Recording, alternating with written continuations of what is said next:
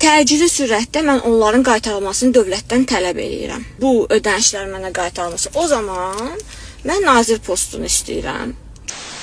3 tane çocuk NBA'de mi oynuyorlar, basketçiler, muhtemelen basketçiler. Bak ama nasıl yakışıklılar biliyor musun? Bilinmir bu Allah eşkinə gedib bura, yoxsa kiməsə baxmağa gedib bura. Bu nə yanıq-yanıq danışmaqdır.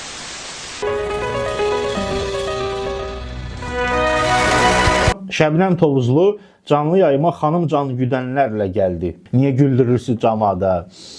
Niyə? Vay, piçimu. Salam dostlar, xoş gördük. Əziz dostlar, bunu hər zaman təkrar eləyirəm. Videonu həmişə axıra qədər izləyin, sonra fikirlərinizi yazın, zəhmət olmasa. Dəyərli dostlar, diqqətinizə bir şey çatdırım. Əgər sex açmaq istəyirsiniz, zavod açmaq istəyirsiniz və yaxud da zavodunuz, sexiniz varsa, sizin üçün dəzgah, aparat, maşın nə istəsəz, Çindən birbaşa zavoddan ucuz qiymətə alıb gətirə bilərik, əziz dostlar. Sadəcə aşağıdakı WhatsApp nömrəmlə mütləq əlaqə saxlayın, əsas da iş adamları. Siz niyə mənə dilənçi pulu göndərsiniz ki? Bu da təzə çanadır. Yazıblar ki, dövlətdən 111 manat mənə hədiyyə gəlibdi.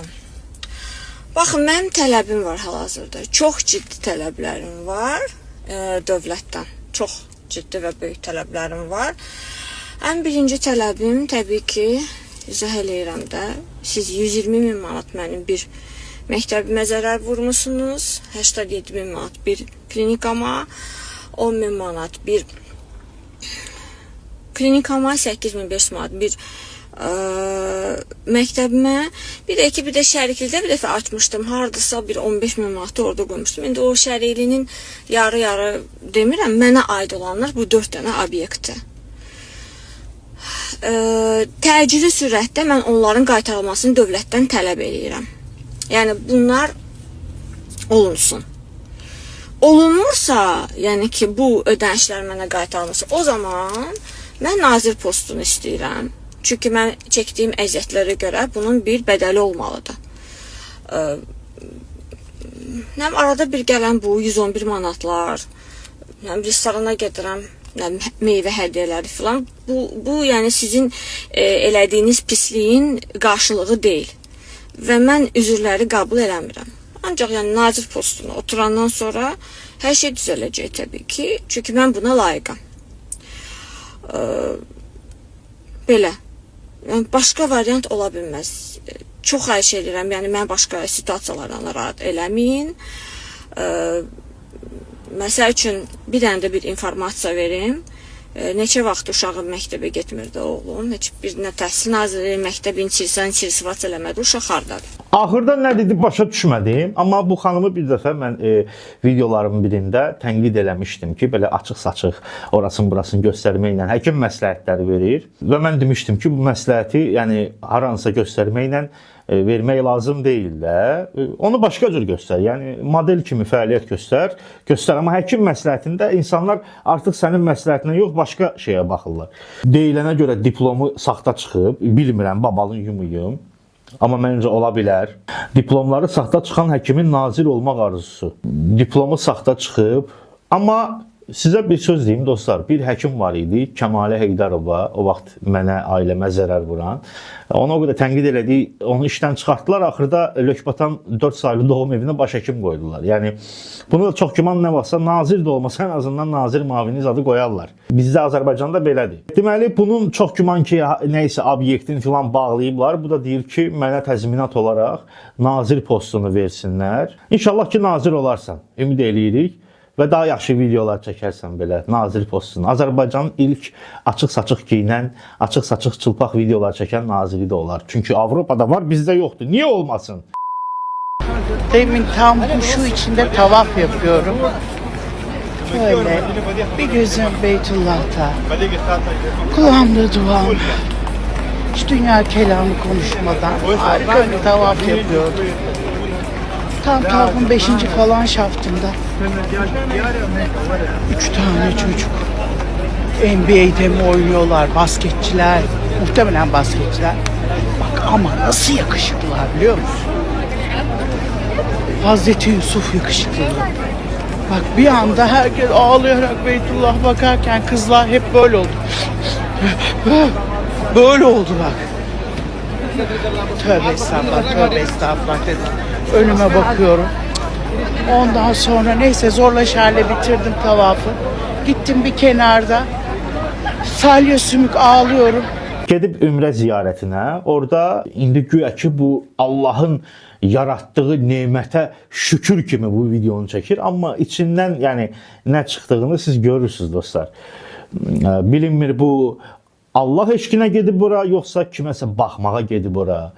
Bu nə yanıq-yanıq danışmaqdır. Baxın dostlar, ateist səhifələri var. Onları mən beyinsiz ateist deyirəm. Ateistlər var, normal ateistlər də var. Yəni onlar təhqir etmədən inanmırlar, öz fikirlərini də bildirmirlər. Amma bir də var ki, məsələn, insanların inanclarına lağ eləyən səhifələr var, ateist səhifələri. Bunları paylaşırlar və deyirlər ki, İslam dini budur. Yəni bütün İslam müsəlman qadınları belə göstərir. Elə deyil dostlar.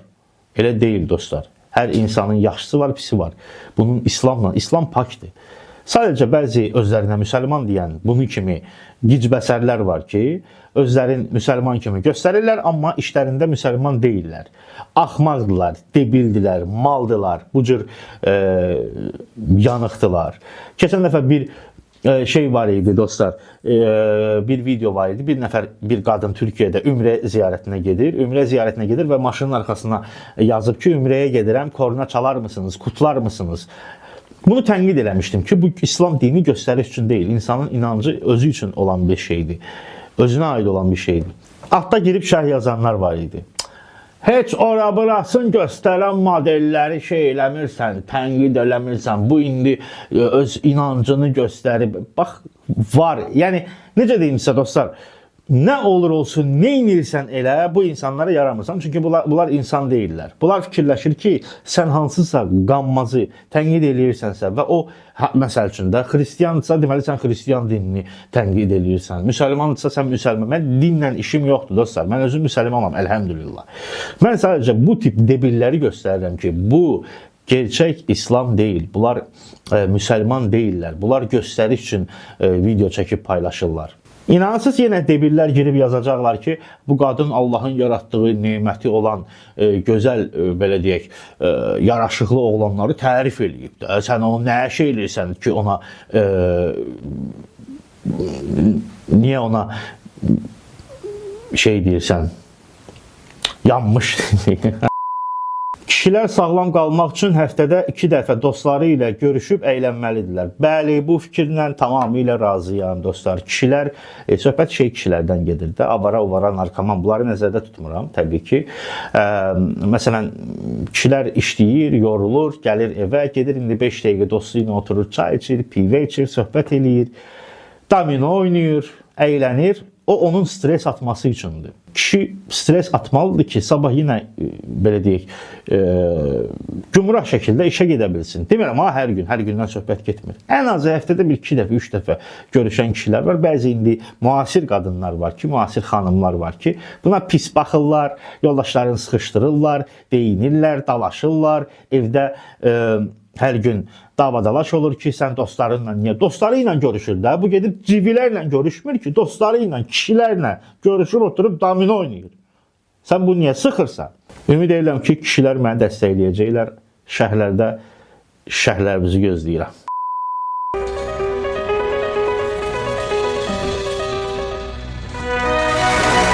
Şəbnəm Tovuzlu canlı yayıma xanım can güdənlərlə gəldi. Mənə çatmır da dostlar. Müğənnilərin can güdənlə gəzməsi mənə çatmır. Sizin nə önəminiz var? Sizin hansı siyasi fəaliyyətiniz var? Fanatlardan qorunursunuz. Fanatlar sizə neyəcək gün oradacağı? Özünüz televiziyaya gəl. Özünüzü niyə belə göstərirsiniz? Niyə düşük vəziyyətinə qoyursunuz özünüzü? Niyə güldürürsünüz camada? Niyə? Vay, piçimu? Şəbnəm Tovuzunu çox tənqid eləmişəm. Valla mənim o şəxsiyyətinə bir sözüm yox deyə. Sadəcə belə hərəkətlərlə gündəmə gəlirlər. Mənasız bir normal bir mahnı çıxartsın ortaya. Deyim ki, yaxşı mahnı, xoşuma gələn mahnı olsa valla tərifləyərəm. Vallahi tərifləyirəm. Deyirəm ki, halaldır, super mahnı yazımsa. Amma görürlər ki, mahnıları trend olmur, can güdənlə gəlirlər. Sizin canınız kimin nəyinə lazımdır? Kimin nəyinə lazımdır? Allah, bilmirəm, bunlara nə deyim ki, mən? Məsələn, konsertdir tutaq ki, millətdir də, hə. Ola bilər, kimsə cumar, paltarını dartar filan, bəsməkan. Orada başa düşdük. Vəhşi adam çoxdur, hə, okey. Amma sən televiziyaya, studiyaya gəlsən, özünü nəyə göstərirsən? Sənin televiziyada üstübə kim tullanacaq? Nə bilim, dostlar, bizim müğənniləri də başa düşmək olmur. Bizim müğənniləri deyəndə mən hamını nəzərdə tutmuram təbii ki. Bəzi müğənniləri Şəbnəmdir, Nəfəsdir, Təngə Nəfəsdir, sonra kimlər idi? Adları yadından çıxdı. Damladı, yağışdı, mamladı, mühafizəçi ilə gəzmələri, sonra Manaf olsun, Manafın nə bilim ayağının altında qurban kəsirlər televiziyaya gələndə. Sizin nə önəminiz var axı? Nə önəminiz var? Sizin sadəcə pulunuz var. Neyse dostlar, Şəbişdir də, Şəbinəmdir də, Şəbiş. Bəlkə də pis adam deyil, yəni mən indi tanımıram şəxsən. Amma belə hərəkətlər yersizdir. Yersizdir dostlar. Bir ara gedib bu Gürcüstanda narkobaranın da evində qucaqlaşıb, öpüşüb, görüşmüşdü onlarla. Ola bilməz, bunlar bilməsin, bunlar nə işlə məşğuldur. Neyse dostlar, çox şey eləməyim, danışmayayım bu haqda. Hə, özünüzə yaxşı baxın, görüşərik, hələlik.